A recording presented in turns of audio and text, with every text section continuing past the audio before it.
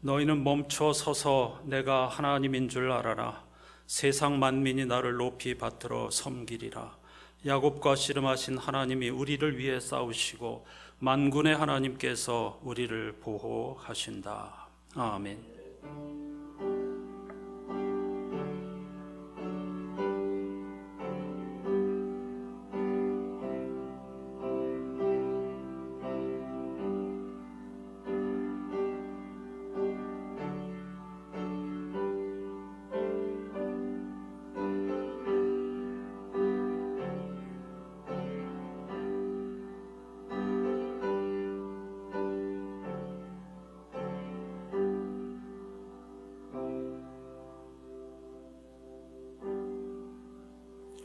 생명의 주인이신 하나님, 태초에 하나님께서 모든 인류에게 불어넣으신, 모든 피조물에게 불어넣으신 생명의 기운으로 만물을 새롭게 하고 계시는 하나님을 찬양합니다. 하나님은 어떻게 하든지 모든 피조물과 우리 한 사람 한 사람이 살도록, 포기하지 않고 생명을 이어가도록, 그래서 마침내 생명의 정점에 서게 되기를 간절히 바라시는 분이심을 압니다. 오늘도 우리는 예수를 그리스도라고 선포하며 예배합니다.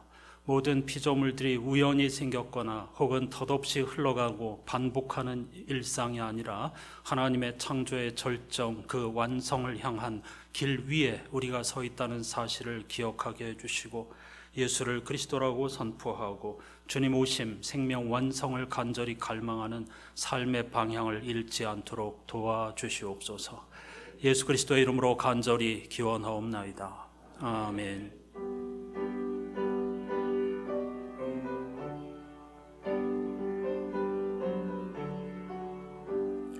주의 영광 빛나니 할렐루야. 성도들은 주 앞에 할렐루야. 보좌 앞에 천사도 할렐루야. 주의 사랑 크셔라 할렐루야. 하늘이여 땅이여 할렐루야. 주의 기사 전하라 할렐루야.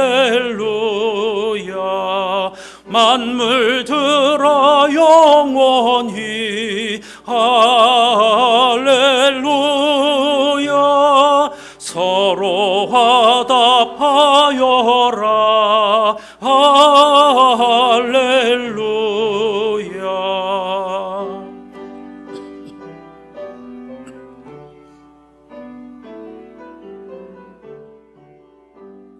주의 은혜 넘치니 할렐루야. 주의 섭리 놀라워 할렐루야.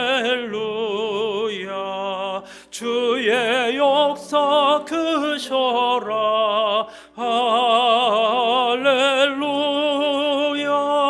주의 사랑 한없네 할렐루야.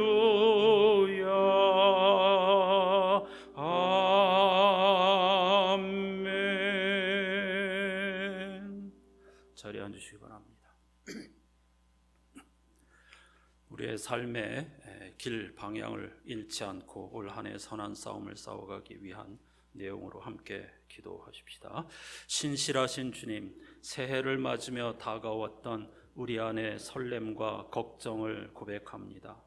해왔던 일들을 감당하고 새로 맡은 일들에 적응하느라 분주한 시간을 보냈습니다. 흰 눈처럼 고요히 쌓이던 설렘이 금세 피로와 불안으로 얼룩지던 날도 있었습니다. 우리는 우리의 계획과 계산이 미치지 못하는 미래를 두려워하지만 당신은 그때에도 우리를 위해 묵묵히 애쓰고 계시겠죠. 당신의 성실함과 한결같은 온화함을 지금 이곳에서 느낄 수 있다면 얼마나 좋을까요? 주님, 늘 새로워지기를 갈망하면서도 낯선 환경 앞에 쉽게 움츠러드는 우리에게 힘을 주소서. 처음의 기대가 실망으로 변한 자리에서도 예기치 못한 기쁨을 허락하시고 당신이 보여주신 신실함을 간직하며 맡겨진 일들을 지혜롭게 해 나가게 하소서. 소망 없는 세상보다 크고 우리의 낙담보다 깊은 주님의 사랑을 경험하는 한 해가 되게 하소서. 우리 주 예수 그리스도의 이름으로 기도합니다. 아멘. 살아갈수록 왜 하나님께만 소망이 있다고 했는지 성서기자들의 고백에 고개가 절로 끄덕여집니다. 우리가 어디에 서 있는지 잊지 않고 한 해 동안에 멋진 삶을 살 수 있게 해달라고 다 같이 삶의 방향을 돌이키기 위한 침묵의 기도를 드리십시다.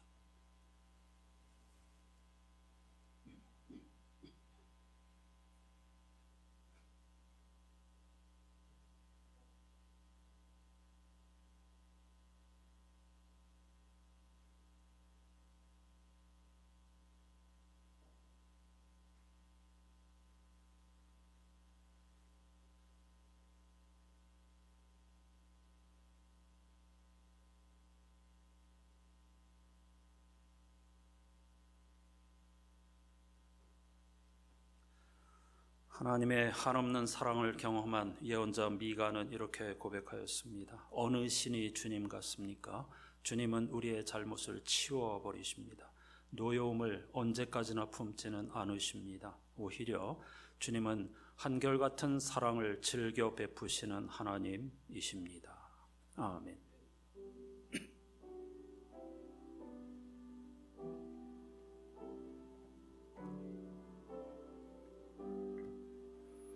그리스도인들이 믿는 도리를 사도신경으로 함께 고백하십시다. 나는 전능하신 아버지 하나님 천지의 창조주를 믿습니다. 나는 그의 유일하신 아들 우리 주 예수 그리스도를 믿습니다. 그는 성령으로 잉태되어 동정녀 마리아에게서 나시고 본디오 빌라도에게 고난을 받아 십자가에 못 박혀 죽으시고 장사되시어 지옥에 내려가신 지 사흘 만에 죽은 자 가운데서 다시 살아나셨으며 하늘에 오르시어 전능하신 아버지 하나님 우편에 앉아 계시다가 거기로부터 살아있는 자와 죽은 자를 심판하러 오십니다. 나는 성령을 믿으며 거룩한 공교회와 성도의 교제와 죄를 용서받는 것과 몸의 부활과 영생을 믿습니다. 아멘. 이번 주 성서일과표에 포함된 시편 29편 말씀을 교독하지요. 너희 권능 있는 자들아 영광과 능력을 여호와께 돌리고 돌릴지어다.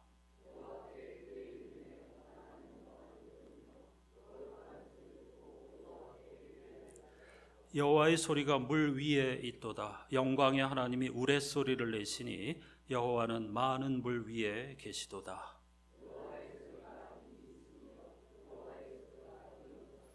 여호와의 소리가 백향목을 꺾으시며 여호와께서 레바논 백향목을 꺾어 부수시도다.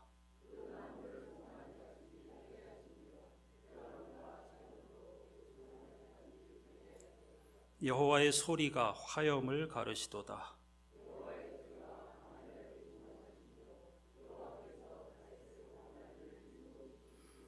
여호와의 소리가 암사슴을 낙태하게 하시고 삼림을 맑게 벗기시니 그의 성전에서 그의 모든 것들이 말하기를 영광이라 하도다.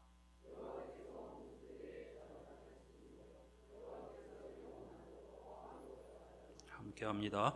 여호와께서 자기 백성에게 힘을 주시며 여호와께서 자기 백성에게 평강의 복을 주시리로다. 아멘.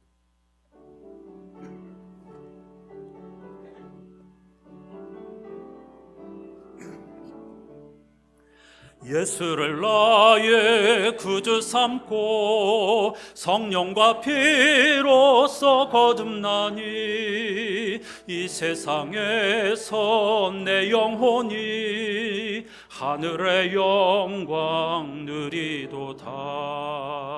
이것이 나의 간증이요 이것이 나의 찬송일세 나 사는 동안 끊임없이 구주를 찬송하리로다 온전히 주께 맡긴 내 영 사랑의 음성을 듣는 중에 천사들 왕래하는 것과 하늘의 영광 보리로다 이것이 나의 간증이요 이것이 나의 찬송일세 나 사는 동안 끊임없이 구주를 찬송하리로다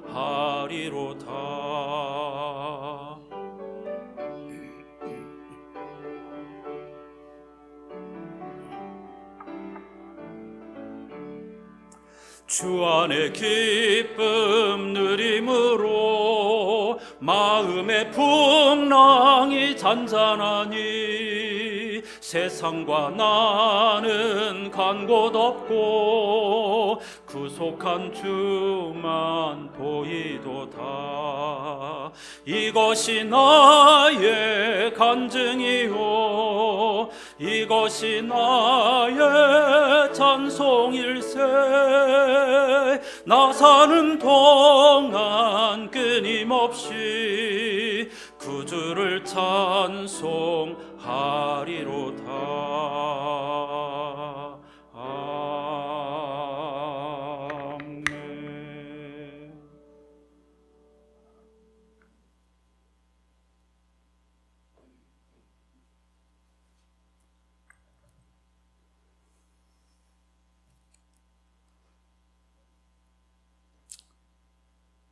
우리의 반석이시요 구원이신 하나님, 새해에도 변함없이 감사와 찬양과 영광을 돌립니다. 주님 홀로 영광을 받아 주시옵소서. 오늘도 주님의 은혜를 찬송하며 또한 구속의 은혜를 감사하며 영원히 주님을 송축하는 주님의 자녀들이 다 되게 하여 주시옵소서. 또한 이제껏 성결한 삶을 살기에 게을렀던 우리를 용서하시고 새해에는 더욱더 깨끗한 심령으로 주님의 영광을 대할 수 있도록 우리 모두에게 정결한 마음을 주시옵소서. 또한 올해에는 늘 새로움으로 거듭나는 한 해가 되게 하시고 우리뿐만 아니라 진실로 하나님을 섬기는 이 나라의 모든 백성들이 열심으로 주님의 나라와 의를 구하는 한 해가 되게 하여 주시옵소서. 참 좋으신 하나님, 고난과 역경이 끊이지 않는 세상을 살아야 하는 저희들입니다. 새해를 맞이했지만 아직도 우리 가운데 묵은 고통들이 그대로 남아있음을 고백을 합니다. 너희는 먼저 그의 나라와 의를 구하라고 말씀하신 주님의 가르침을 너무나도 잘 알고 있지만 떠나지 않는 고통으로 인하여 늘 경직된 삶을 살 수밖에 없는 우리의 연약함을 불쌍히 여겨 주시옵소서. 또한 새해에는 모든 제약된 습관들을 믿음으로 물리치게 하시고 모든 어려움을 믿음으로 극복하게 하시며 믿음의 주여 또 온전케 하시는 예수님만 바라보고 살아가는 우리 모두가 되게 하시고 다른 바길로 하여도 곤비치 아니하고 걸어가도 피곤함을 모르는 우리 안산교회 모든 권속들이 다 되게 하여 주시옵소서. 또한 이 세상 가운데서도 여전히 믿음을 버리지 않고 주님께서 주신 십자가를 든든히 붙잡고 주님 오시는 그날까지 우리가 맡은 바 본분을 다하는 주님의 용사와 군사가 다 되게 하여 주시옵소서. 오직 여호와를 앙망하는 자는 독수리 날개치며 올라감 같을 것이라고 선포하신 하나님, 새해는 우리 모두에게 새 힘을 주시고 여호와를 앙망함으로 새 힘을 얻게 하시며 이 거친 세상에서 날마다 승리의 계승가를 부를 수 있는 우리 모두가 되도록 주님의 한량없는 은혜를 베풀어 주시옵소서. 또한 우리의 근본은 오직 여호와께로부터임을 기억하게 하시며 창조주 하나님을 늘 기억하는 은혜를 허락하여 주시옵소서. 또한 우리의 삶 가운데서 우리를 넘어뜨리려 하는 교만의 세력을 꺾으시고 오직 주님 앞에서 겸손하여 주님께서 주시는 은혜를 덧입도록 저희들을 인도하여 주시옵소서. 은혜와 자비가 풍성하신 하나님, 우리가 주님의 은혜를 사모하는 심령들이 되게 하여 주시고 주님을 떠나서는 아무것도 할 수 없사오니 우리 모두가 주님을 온전히 의지하게 하옵소서. 또한 상처 입은 영혼들을 주님의 손길로 치유하여 주시고 연약한 심령은 강하게 하심으로 이 세상의 세파에 휩쓸리지 않도록 담대하게 붙들어 주시옵소서. 이 시간도 주님 앞에 엎드린 우리의 심령을 굽어 살피사 주님의 성령을 거두지 마시고 구원의 감격과 기쁨을 영원히 누릴 수 있도록 우리 모두를 감동시켜 주시옵소서. 은혜가 풍성하신 하나님, 새해에도 각 기간마다 새로 세우신 귀한 주님의 남녀 봉사자들을 기억하시고 저들을 통해서 주님의 교회가 반석 위에 든든히 세워지게 하시며 주님의 나라가 날마다 확장되는 역사가 있게 하여 주시옵소서. 귀한 직분으로 인하여 더욱더 눈물 흘리며 무릎을 꿇는 자들이 다 되게 하여 주시옵소서. 끝으로 이 예배를 위하여 헌신하는 손길들이 있습니다. 주님이 저들의 손길을 더욱 공교히 하심으로 하나님의 영광이 더욱더 높이 드러나게 하시고 우리의 심령이 온전한 충성으로 결단할 수 있도록 믿음을 더하여 주시되 하나님을 경외하며 예배를 섬기는 것으로 인하여 형통케 되는 복을 허락하여 주시옵소서. 특별히 이 시간 말씀을 들고 단위에 서신 목사님을 기억하시고 전하시는 말씀으로 인하여 성령의 불길이 우리에게 임하게 하시기를 간절히 원합니다. 또한 우리의 심령이 쪼개지는 역사가 일어나기를 원합니다. 이 시간도 주님의 풍성한 은혜로 우리의 가슴을 벅차게 하여 주시옵소서. 신령한 꼴을 사모합니다. 예배의 시종을 주님께 의탁하오며 예수 그리스도의 이름으로 간절히 기도드리옵나이다. 아멘.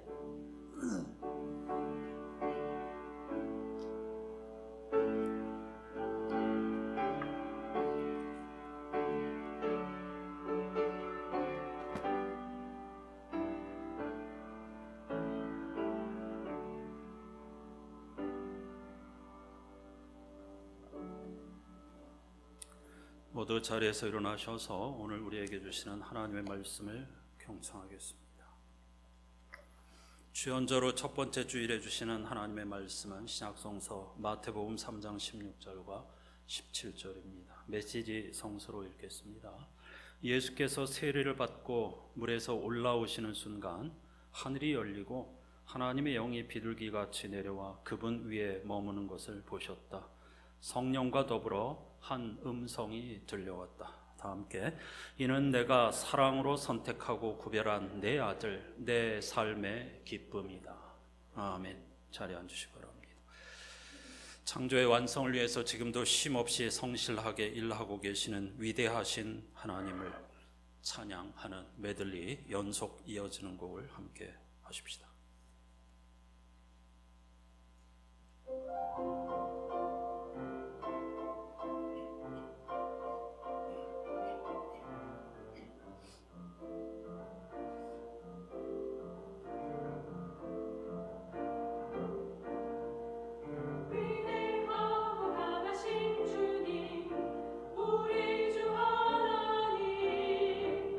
위대하고 강하신 주님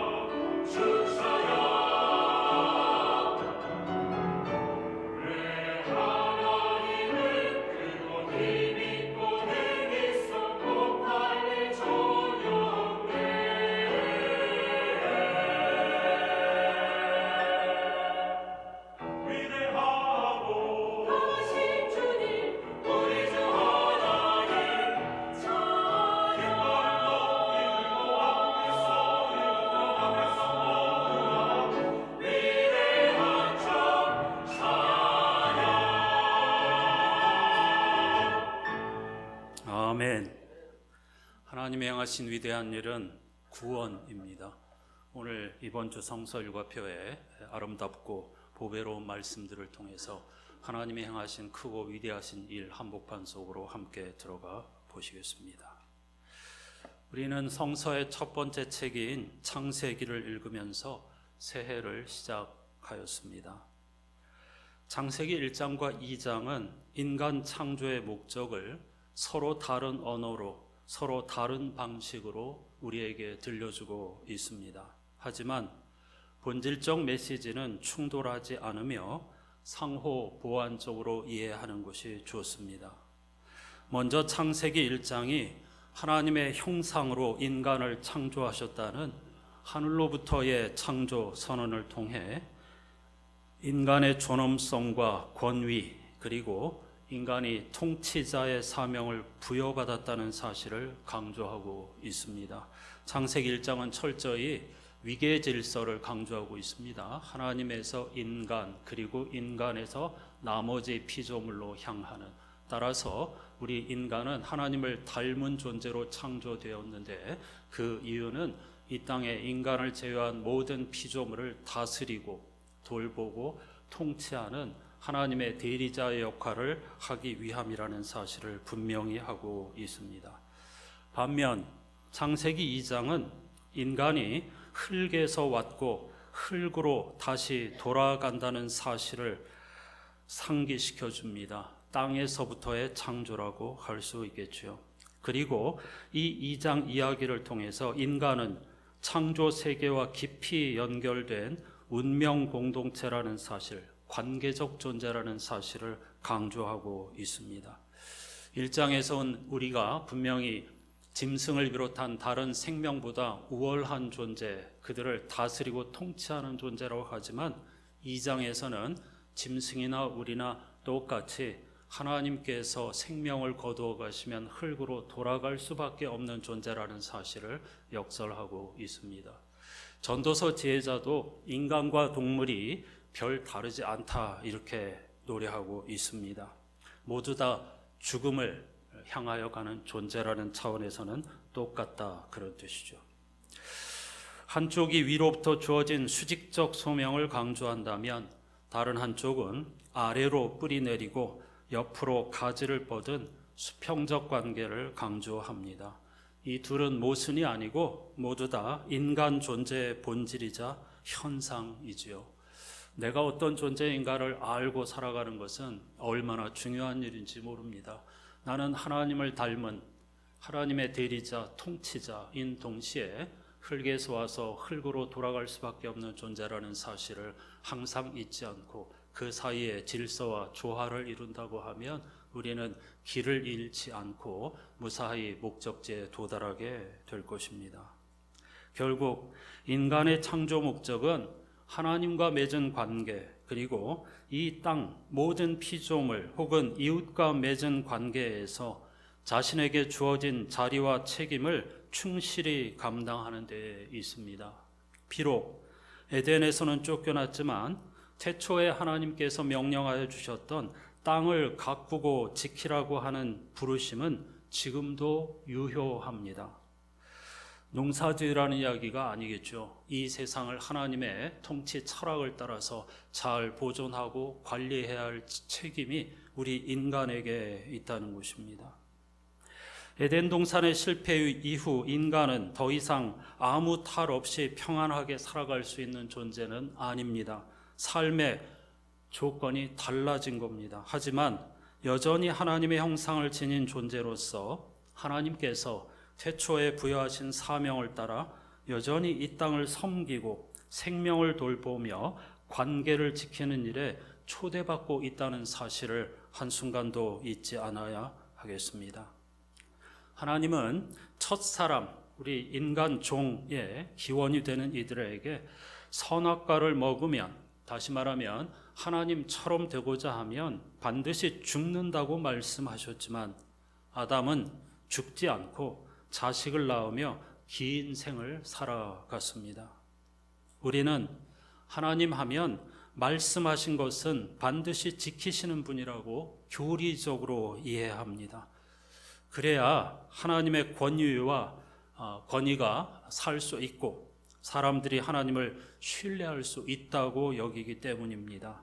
그러니까 우리가 하나님을 이런 교리의 틀에 가두려고 한다는 뜻이죠. 하지만 창세기가 증언하는 하나님은 인간의 생각, 인간의 헤아림을 뛰어넘는 분이십니다. 사람이 아니시기 때문에 체면이나 권위보다 생명을 살리고 관계를 어떻게 하든지 이어가게 하는 것이 하나님의 바람이고 하나님의 기쁨이고 하나님의 뜻이라는 사실을 창세기 앞부분에서 그리고 이어지는 말씀들에서 분명히 알게 됩니다. 하나님은 먹으면 죽는다고 하셨지만 아담과 하와를 즉시 심판하지 않으셨고 동생을 살해한 가인도 죽음의 위협으로부터 보호해 주셨습니다. 창세기의 하나님은 처음부터 율법의 하나님이 아니라 은혜의 하나님이셨습니다. 이 사실을 우리가 반드시 기억해야 하겠습니다. 창세기 5장은 아담 이후 10대까지의 족보를 기록하고 있는데요. 한마디로 은혜의 이어짐이라고 할 수 있습니다. 개별 인간으로서의 사람은 아무개가 태어나서 몇 년을 자식을 낳고 몇 년을 살다가 그가 죽었더라, 이런 정형화된 표현을 끝없이 반복하고 있습니다. 이것이 인간 실존을 정확하게 묘사하는 것입니다. 태어나고 일정 기간을 살다가 그리고 흙으로 돌아가는 것 말이죠. 개별 인간으로서의 사람은 누구나 다 죽습니다. 하지만 생명은 이어지고 삶과 역사는 계속됩니다. 죽음 속에서도 하나님과의 관계가 단절되지 않고 하나님의 창조 언약은 우리의 후손의 후손으로 계속 생명의 흐름 속에서 이어가게 될 거라는 말이죠. 오늘은 이렇게 태초에 하나님이 창조하신 생명의 역사가 고대 이스라엘과 예수 그리스도 그리고 우리와 우리의 후손을 넘어 종말의 완성을 향하는 위대한 이야기 속으로 들어가 보려고 합니다. 우리 인간의 입장에서는 실패의 역사입니다. 하지만 하나님 편에서 보면은 은혜와 생명의 역사입니다. 우리는 죽음을 일으켰지만 하나님께서는 끝없이 생명의 역사를 이어가시는 분이심을 오늘 이번 주 성서일과표가 우리에게 웅변하고 있습니다. 오늘은 주현절 후 첫 번째 주일입니다. 주현절은 주님이 온 세상의 구원자로서 나타나신 것을 기념하는 절기, 주님 주에 나타날 현자, 절자를 사용합니다. 그런데 이 주현절은 예수께서 세례를 받은 사건으로부터 시작하기 때문에 주현절 후 첫 번째 주일을 주님의 세례 주일이라고도 부릅니다. 복음서 본문을 보면 당시는 세례 요한이 요단강에서 한창 회개의 세례를 베풀던 때였습니다. 예수께서도 그곳에 도착하셨는데 그곳에는 이미 수많은 무리가 요한 앞에 와서 회개하며 세례를 받고 있었습니다. 예수께서도 차례가 되어서 요한 앞에 섰습니다. 그러자 요한이 깜짝 놀라면서 그럴 수 없다고 말렸다고 합니다. 제가 주님께 세례를 받아야지 저 같은 사람이 어떻게 주님께 세례를 베풀 수 있단 말입니까? 하고 화들짝 놀라서 말렸는데 그 이유는 죄인들이나 받는 세례를 죄 없는 하나님의 아들이 죄인의 자리에 서서 받는 것이 말이 안 된다고 생각했기 때문입니다. 이것 역시 우리 사람들이 어줍지 않게 하나님을 변호하려고 하고 우리 인간의 인식의 틀에 하나님을 가두려고 하는 장면 가운데 하나입니다. 요한은 예수님을 그 천한 자리에서 빼내고 싶었던 것이죠. 요한이 분명히 사람들에게 독사의 자식들아 하면서 행실을 고치고 하나님 나라에 합당한 열매를 맺고 그리고 회개하고 뉘우치고 세례를 받으라고 했는데 예수께서 그에게 세례를 받는다는 것은 곧 예수님도 그런 사람들 가운데 하나라는 뜻이 되기 때문에 요한은 결코 내가 주님께 세례를 베풀 수 없다고 했던 것입니다. 그러자 주님께서 이렇게 말씀하셨습니다. 지금은 그렇게 하도록 하십시오. 이렇게 하여 우리가 모든 의를 이루는 것이 옳습니다. 어려운 말이죠. 하나님의 아들이신 예수께서 세례를 받는 것이 세상을 구원하시려는 하나님의 정의를 이루는 것이라는 뜻입니다. 결국 알아들은 요한은 예수님께 세례를 베풀었습니다. 그런데 예수께서 세례를 받고 물에서 올라오시는 그 순간 하늘이 열리고 하나님의 영이 비둘기같이 내려와 그분 위에 머물렀답니다. 이것은 복음서 기자의 신앙 고백이며 초기 교회의 신앙 고백이라고 할 수 있습니다. 하늘이 열렸다는 표현은 한마디로 희망이 생겼다는 뜻이고 비둘기의 등장 역시 노아의 홍수 사건을 떠올리게 합니다. 복음서 기자들과 초기 그리스도인들은 이 예수 그리스도의 세례 받으시는 사건에서 구약 성서의 말씀들을 떠올린 것입니다. 이 하늘이 열렸다 그리고 비둘기 같은 형상이 있었다 모두 다 예수의 세례가 하나님이 열어주신 새로운 세상, 다시 말하면 하나님 나라가 시작되었음을 알리는 희망의 상징으로 보았다는 것입니다. 그리고 하늘에서 이런 소리가 났다고 합니다. 이는 내가 사랑으로 선택하고 구별한 내 아들, 내 삶의 기쁨이다 라고 말이죠.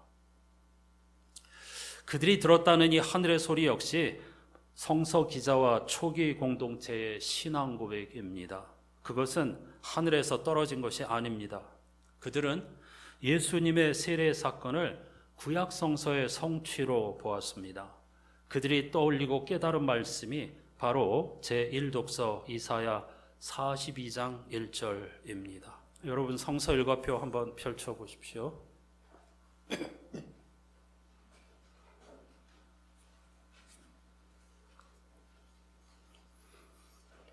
이사야 42장 1절만 읽어보겠습니다. 함께 하시죠. 나의 종을 보아라. 그는 내가 붙들어주는 사람이다. 내가 택한 사람, 내가 마음으로 기뻐하는 사람이다. 내가 그에게 나의 영을 주었으니 그가 뭇 민족에게 공의를 베풀 것이다. 아멘. 이사야 42장은 3부로 이루어진 이사야 가운데 두 번째 부분에 속합니다. 두 번째 부분인 이사야 40장부터 55장까지는 주님의 종이라는 표현이 매우 많이 등장합니다. 따라서 여기서 말하는 무명의 예언자가 끊임없이 소환하는 하나님의 종, 주님의 종이 누구인가라고 묻지 않을 수 없습니다. 학자들은 여러 가지로 해석을 하는데 유대인들은 일반적으로 이스라엘 민족이라고 이해합니다. 그리고 여러 가지 앞뒤 전후 문맥상 이 본문에서 적어도 42장에서 주님의 종은 이스라엘 민족이라고 보는 것이 옳습니다. 종이라는 단어에서 꼭 노예나 비천한 신분을 떠올릴 필요는 없습니다. 왜냐하면 히브리어에서 종은 아들, 어린 아이 혹은 제자를 모두 의미하기 때문입니다. 따라서 주님의 종은 노예를 의미하는 것이 아닙니다. 주님의 종은 주님을 섬기는 사람, 주님께서 어떤 일을 맡기시는 사람이기에 매우 명예로운 호칭인 것입니다. 따라서 하나님은 당신의 종 이스라엘을 너는 내가 선택하고 마음으로 기뻐하는 자라고 부르십니다. 이 호칭에 이스라엘을 향한 하나님의 기쁨이 오롯이 담겨 있습니다. 얼마나 하나님이 이스라엘을 사랑하시고 이스라엘에게 큰 기대를 하셨는지 말이죠. 참고로 여기서 이스라엘은 오늘날의 이스라엘을 의미하는 것은 아닙니다. 구약성서의 이스라엘과 21세기 이스라엘 국가를 혼동하면 엉뚱한 길로 나아가게 되니 매우 주의해야 합니다. 광장에서 이스라엘 국기를 흔들고 하나님의 이름을 부르는 것은 굉장히 잘못된 착각, 오해에서 비롯된 것입니다. 2000년 전, 수천 년 전에 이스라엘을 지금 21세기의 독립국가인 이스라엘 그리고 온갖 폭력을 행하는 이스라엘과 동일시하면 안 됩니다. 전혀 다른 차원의 문제라는 것을 꼭 말씀드리고 싶습니다. 하나님은 이스라엘에게 너는 네가 내 마음으로 기뻐하는 내 종이라는 사실을 알고 있느냐 이렇게 묻고 있습니다.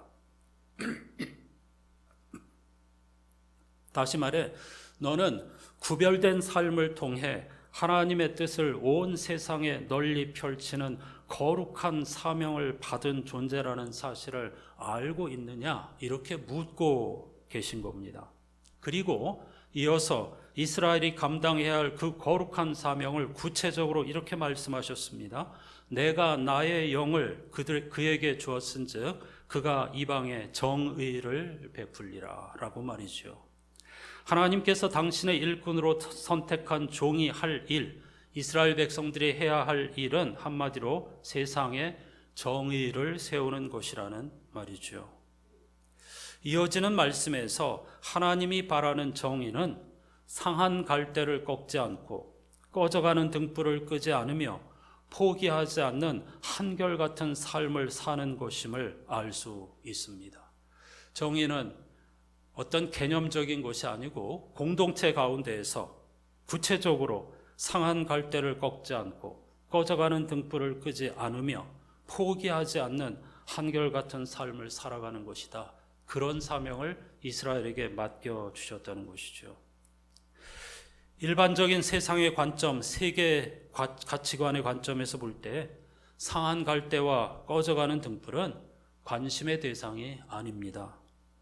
효율과 상품 가치를 중시하는 자본주의 사회에서는 물론 고대 근동에서도 상한 갈대는 빨리 꺾어버리고 꺼져가는 등불은 빨리 꺼버리는 것이 전체를 위해서 낫다고 생각하였다는 뜻입니다. 그런데 하나님은 그것은 불의라고 말씀하시는 겁니다. 이사야 42장 1절에서 4절까지만 정의라는 단어가 세 차례나 반복되는 것에서 하나님이 정의로운 세상을 얼마나 바라시는지, 약자를 돌보고 보호하는 세상을 얼마나 기뻐하시는지를 알 수 있습니다. 그런데 이러한 하나님의 질문 앞에 선 이스라엘의 반응은 그들을 향한 하나님의 기쁨과 동떨어진 것이었습니다. 5절 말씀을 유추해 보면 그들은 정말 그것이 우리를 향한 하나님의 기대란 말입니까? 라고 시큰둥한 반응을 보였습니다. 하나님이 너희는 내 사랑, 나의 기쁨의 전부다. 제발 온 세상에 정의를 펼쳐다오 했더니 그게 정말 우리를 향한 당신의 기대란 말입니까? 하고 시덥지 않은 반응을 보였다는 뜻입니다. 그 이유는 이 말씀을 선포한 무명의 예언자가 활동하던 때가 고대 유대 역사에서 가장 어두운 시기였기 때문입니다. 당시는 이미 바빌로니아 제국에 의해 예루살렘이 멸망한 뒤 많은 사람이 포로가 되어 바빌로니아로 끌려갔을 때였습니다. 그런 상황에서 내가 마음으로 너를 기뻐하며 네가 세상에 정의를 시행하기를 바란다는 하나님의 말씀이 그들에게 의아하게 들렸다는 것은 이상한 일은 아닙니다. 어떤 면에서는 당연하다고도 여길 수 있겠습니다. 우리는 이미 망하였고 우리는 이미 패배하였고 다수의 사람들이 포로로 끌려갔는데 하나님 우리를 사랑하신다고요? 우리를 기뻐하신다고요? 우리로 말미암아 온 세상에 정의를 시행하기를 원하신다고요? 라고 반문한 것입니다. 그러자 이어지는 6절 이하의 말씀에서 하나님께서는 정말 그렇다고, 내가 하나님이라고, 내가 이름을 걸고 그렇게 시행하겠다고, 남은 자가 돌아와서 정의를 시행하게 하겠다고, 내가 이스라엘을 붙들어 온 세상에 빛이 되게 할 거라고 거듭 약속하시는 장면을 읽을 수 있습니다. 이제 다시 예수님의 세례 장면으로 돌아가 보겠습니다. 복음서 기자들은 한결같이 예수께서 세례 받으시는 장면을 이사야 42장 1절의 성취로 보았습니다. 하늘에서 들렸다는 음성은 하늘에서 뚝 떨어진 것이 아니고 이사야 42장 1절의 말씀과 정확히 일치하는 말씀입니다. 따라서 예수께서 세례 받으실 때 그들은 어떤 성령의 감동으로 인하여서 무명의 예언자가 선언하였던 것이 이 예수 그리스도의 세례를 통해서 지금 이루어지고 있는 것이구나. 이 예수라고 하는 한 사람이 세례를 받으신 것이 단순한 일이 아니고 세계 역사 우주적인 어떤 신비로운 사건이로구나 하는 것을 깨닫고 그렇게 고백하게 된 것입니다. 마태복음 기자 역시 마찬가지입니다. 그런데 마가와 누가와 달리 마태복음 기자는 그 소리를 전혀 다른 방식으로 전하고 있습니다. 마가와 누가복음 기자가 너는 내가 사랑으로 선택하고 구별한 내 아들, 내 삶의 기쁨이다 라고 한 반면 마태복음 기자는 이는 내가 사랑으로 선택하고 구별한 내 아들, 내 삶의 기쁨이다 라고 전달하고 있습니다. 너는과 이는 아주 중요한 차이가 있습니다. 너는으로 시작하는 표현은 하나님께서 예수님께만 말하는 비밀스러운 대화로 읽힐 수 있습니다. 반면 이는이라고 하는 표현은 1대1 비밀 대화가 아니라 거기 서 있는 모든 사람을 향한 공적인 선언입니다. 실제로 마태복음 기자가 사용하고 있는 이는이란 헬라어는 이 사람들이라는 뜻입니다. 처음에 제가 예수께서 세례 받으러 오셨을 때에 세례 요한과 예수님 1대1로 서 있는 것이 아니라고 했죠. 이미 그 자리에는 회개하라는 요한의 선포를 들은 수많은 무리들이 세례를 받고 있었고 세례 받기 위해서 몰려 있을 때였습니다.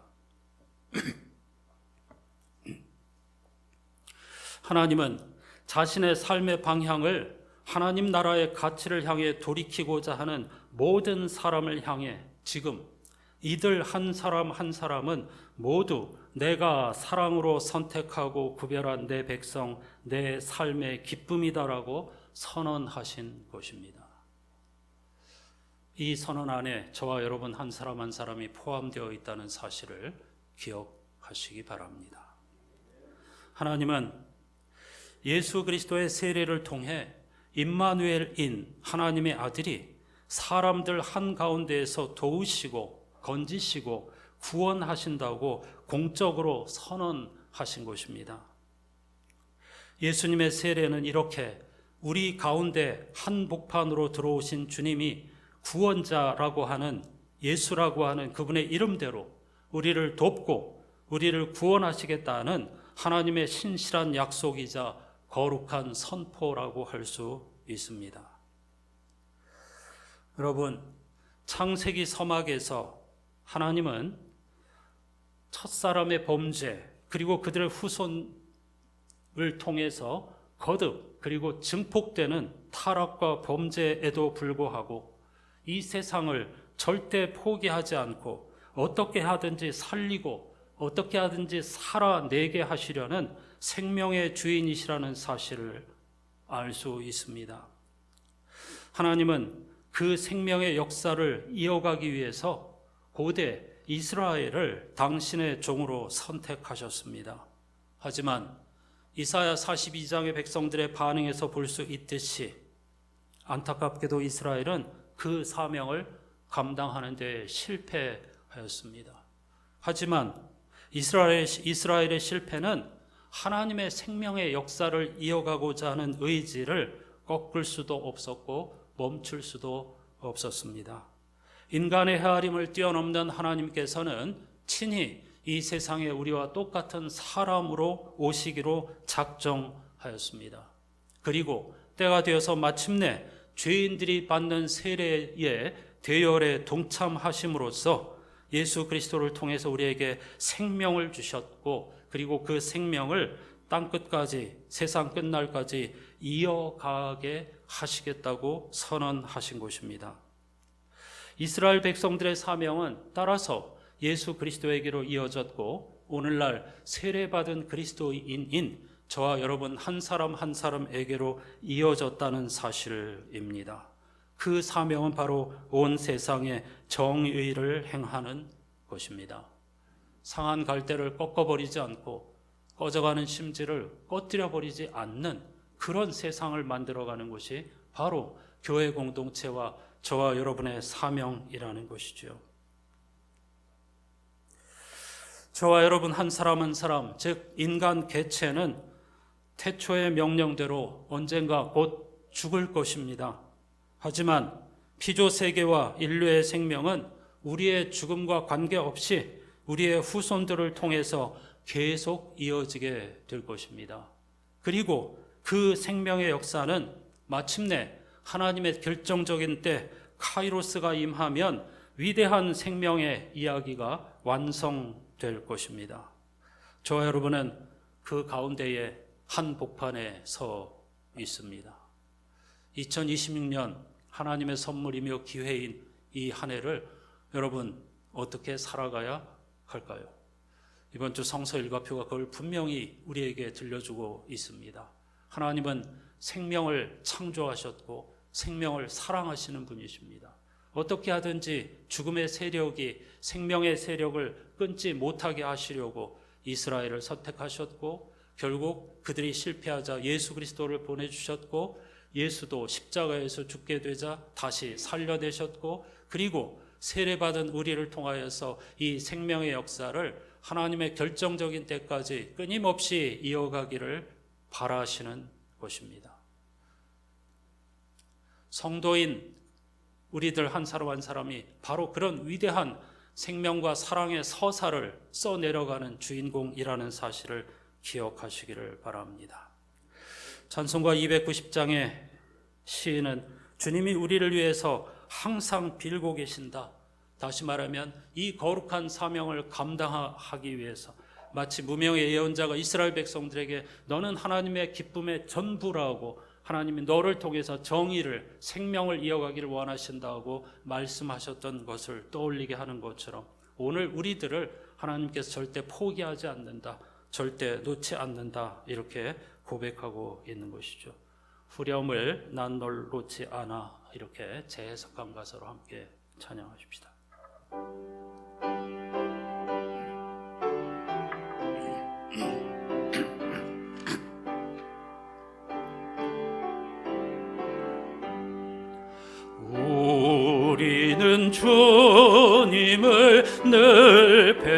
하나 내 주 예수 여전히 날 부르사 그 참되신 사랑을 베푸시나니 내 형제여 주님을 곧 따르 난 널 놓지 않아 난 널 놓지 않아 난 널 놓지 않아 난 널 놓지 않아 언제 어디서나 주께서 풍성한 은혜를 내려 내 영혼이 나날이 복받으니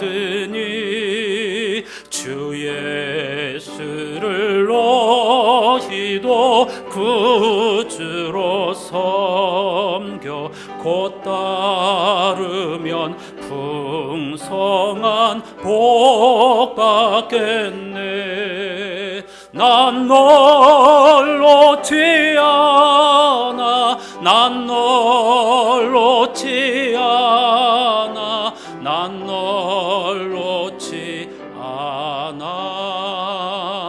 언제 어디서나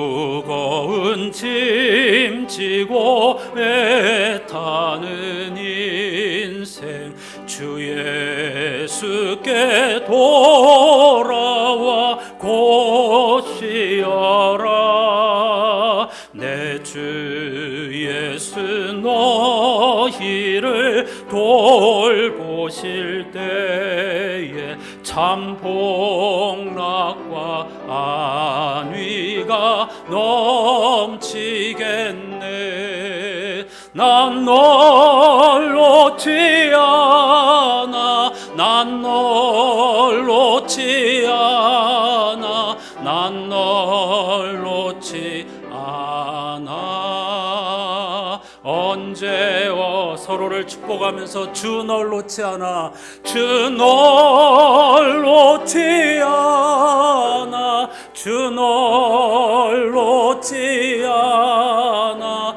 주 널 놓지 않아 언제 다시 한번 주 널 놓지 않아 주 널 놓지 않아 주 널 놓지 않아 주 널 놓지 않아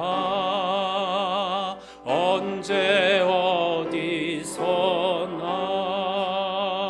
어디서나 찬송 시인처럼 태초부터 우리는 주님을 늘 배반하여 왔습니다. 주님을 아프시게 하였고 주님의 기쁨을 슬픔으로 바꾸었죠. 하지만 주님은 절대 우리를 포기하지 않으십니다. 우리가 죽음의 세력에 삼킨 바 되지 않고 생명의 충만함 가운데에서 삶을 이어가기를 원하시고 마침내 그 창조의 목적을 이루어 주실 것입니다. 그 안에 우리가 우연한 존재, 그냥 무엇을 먹을까 마실까 입을까에 집중하다가 흙으로 돌아가는 존재가 아니고 이 세상에 빛이 되고 하나님의 정의를 시행하는 사명을 감당해달라고 우리를 부르신 것입니다. 그런 사명을 올 한 해 동안 그리고 남은 생에 복되게 감당할 수 있게 해달라고 다 같이 기도하십시다. 하나님 아버지 감사합니다. 창세기를 6년 만에 다시 읽으면서 문을 연 새해 첫 주간 성서일가표 주연절을 시작하면서 들려주는 이 예수 그리스도의 세례 때 울려 퍼진 하나님의 말씀은 이스라엘 백성에게 울려 퍼진 하나님의 말씀이고 그리고 결국 실패한 하나님을 슬프게 하고 아프게 한 우리 인류를 포기하지 않으시는 하나님의 음성이라는 사실을 깊이 깨닫게 됩니다. 예수와 함께 세례를 받기 위해서 하나님의 나라를 향하여 삶의 방향을 돌이키려고 나와 서 있는 무리들을 향하여 이들 한 사람 한 사람은 내가 사랑하는 이들, 내가 온 마음을 다하여 기뻐하는 내 삶의 기쁨이라고 하나님께서 선포해 주십니다. 그리고 그들을 향하여 이 세상에 정의를 펼쳐달라고, 그 누구도 포기하지 않고 특히 상한 갈대도 꺾지 않고, 그리고 타들어가는 것들도 꺼뜨려 버리지 않는 그러한 생명을 소중히 여기고 하나님의 아름다운 성품을 따라서 모두를 돌보고 함께 어우러져가는 세상을 만들어 달라고 하나님이 부탁하고 계십니다. 하지만 세상은 여전히 심지어 주님의 이름으로 폭력과 그리고 전쟁을 불사하며 힘자랑을 합니다. 약자들을 꺾어버립니다.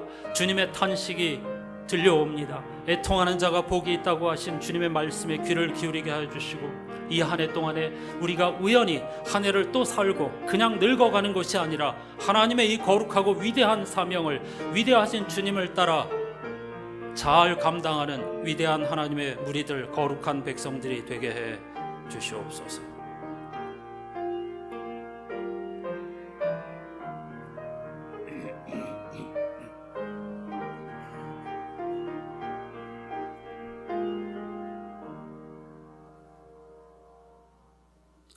전능하신 하나님, 2025-26 영적 여정 벌써 세 번째 절기인 주현절을 맞이하였습니다.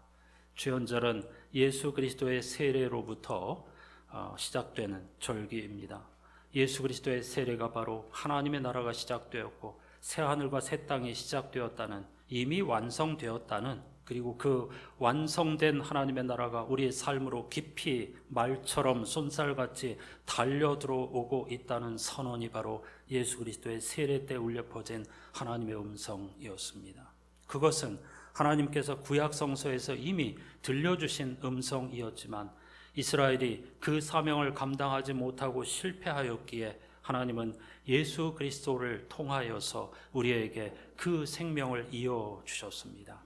또한 예수님과 함께 회개의 세례를 받고 시작된 하나님의 나라의 가치를 향하여 삶의 방향을 돌이키기로 결심한 모든 사람들 한 사람 한 사람을 향하여 이들은 내가 사랑으로 선택하고 구별한 내 아들 딸들, 내 삶의 기쁨이라고 말씀하시는 줄로 믿습니다. 그런 우리들이 감당해야 할 사명은 온 세상에 정의가 강물처럼 춤추는 것입니다. 법적 정의가 아닙니다. 꺼져가는 심지도 꺼뜨려 버리지 않고 타들어가는 것들도 꺼뜨려 버리지 않는 사랑과 자비와 긍휼, 그리고 차별하지 않는 약자를 돌보는 것이 하나님이 기뻐하시는 정의라는 사실을 반드시 기억하게 해주시고, 우리가 살아가는 날들 동안 이 거룩한 사명, 위대한 사명을 잘 감당하게 해 주시옵소서. 하나님께서는 우리의 힘으로 하라고 하지 않으셨습니다. 내 영을 그에게 부어주시겠다고 약속하셨습니다. 하나님의 영, 하나님의 능력으로 감당할 수 있는 겁니다. 간절한 마음으로 주님의 위대한 사명에 동참하기를 원한다면 누구나 하나님의 영, 하나님의 능력으로 정의를 시행하는 사명을 감당하게 될 줄로 믿습니다.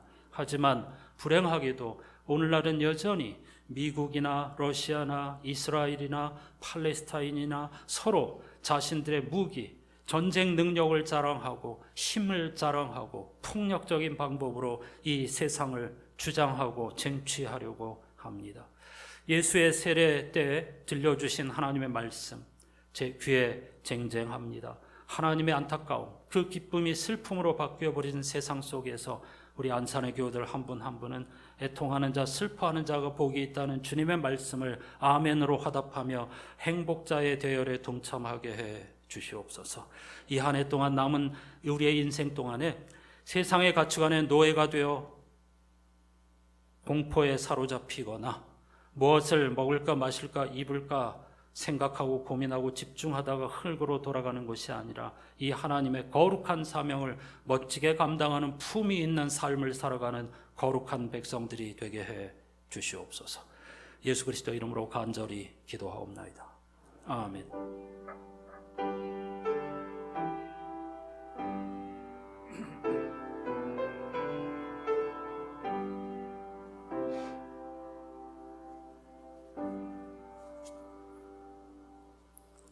이렇게 인사하십시다. 당신은 하나님의 기쁨입니다.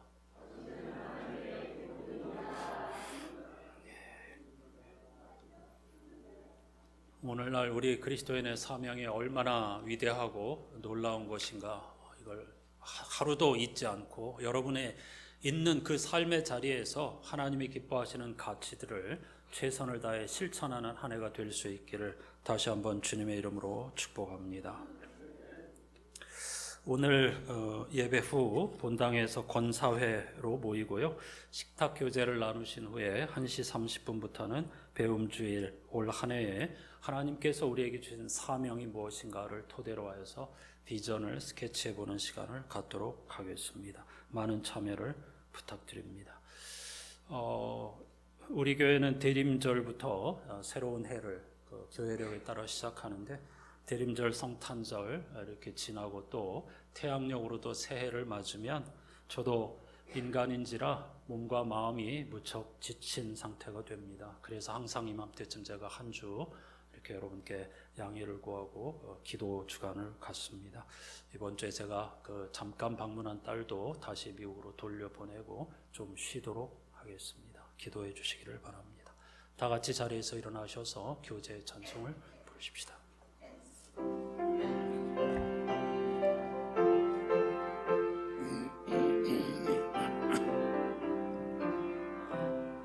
우리 다시 만날 때까지 하나님이 함께 계셔 간 데마다 보호하며 양식 주시기를 바라네. 다시 만날 때 예수 앞에 만날 때 다시 만날 때 그때까지 계심 바라네. 다시 만날 때 예수 앞에 만날 때 다시 만날 때 그때까지 계심 바라네. 하나님께서 여러분에게 복을 내리시고 여러분을 지켜주시기를, 하나님께서 여러분에게 미소 지으시고 은혜 베푸시기를, 하나님께서 여러분의 얼굴에서 눈을 떼지 않으시고 여러분을 형통케 해주시기를 빕니다. 우리 구주 예수 그리스도의 은혜와 하나님 아버지의 사랑과 성령님의 말로 닿을 수 없는 탄식과 교제가 우리의 인생, 우리의 한 해 한 해의 삶은 우연에 속한 것이나 혹은 덧없이 반복되는 것이 아니라 생명 창조자이신 하나님의 위대한 사명을 이어가는 거룩한 시간, 거룩한 순간, 거룩한 인생이라는 사실을 한순간도 잊지 않고 하나님의 선물이며 기회인 한 해 동안에 선한 싸움을 싸우며 믿음의 품위와 그리고 믿음의 아름다움과 믿음의 향기를 널리 전하기를 원하는 모든 예배자들의 삶의 자리에 순간마다 항상 함께해 주시옵기를 간절히 축원하옵나이다. 아멘.